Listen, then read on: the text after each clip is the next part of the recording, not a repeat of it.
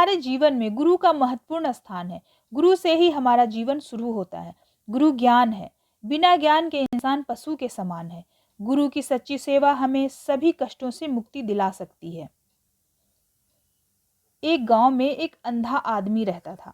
उसका कोई नहीं था, वह अकेला रहता था। लोग हमेशा उसके अंधेपन का फायदा उठाते थे।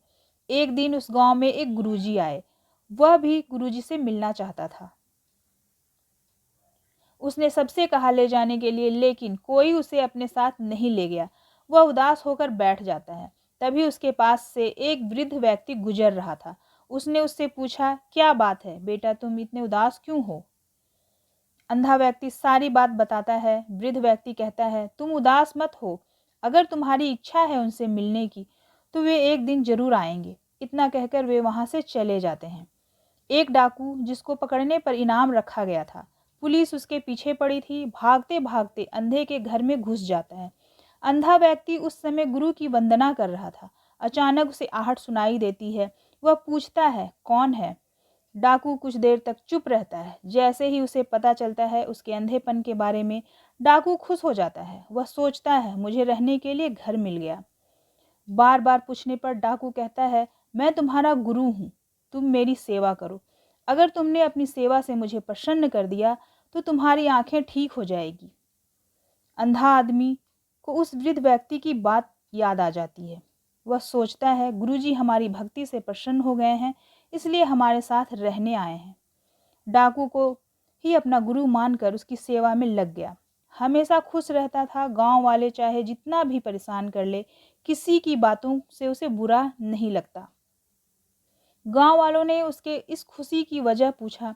अंधा आदमी सोचता है, गांव वाले हमेशा हमें परेशान करते हैं।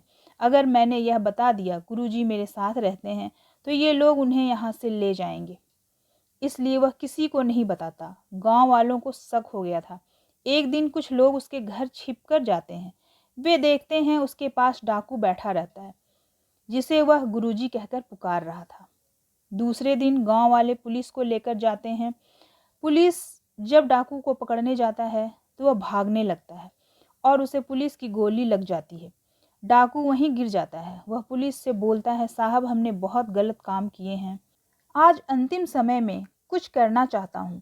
मैं अपनी आंखें उस अंधे आदमी को देना चाहता हूँ जिसने मुझे अपना गुरु मानकर दिन रात मेरी सेवा की है।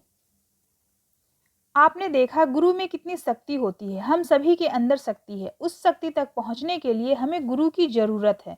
उसने बिना जाने डाकू की सेवा की, इसलिए उसे आंखें मिल गई।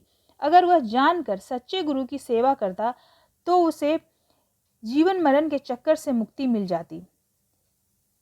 इसलिए कहा गया है, गुरु करो जानकर, पानी पियो छानकर। हमारे गुरुजी जो जीवन में रहते सत्य प्राप्ति का मार्ग बताते हैं और चाहते हैं आप सब सत्य का साथ दें और 2025 तक विश्व में शांति की स्थापना का जो उनका संकल्प है उसमें आप सब शामिल हों। प्रथम गुरु परिवार में शामिल होने के लिए हमारा नंबर है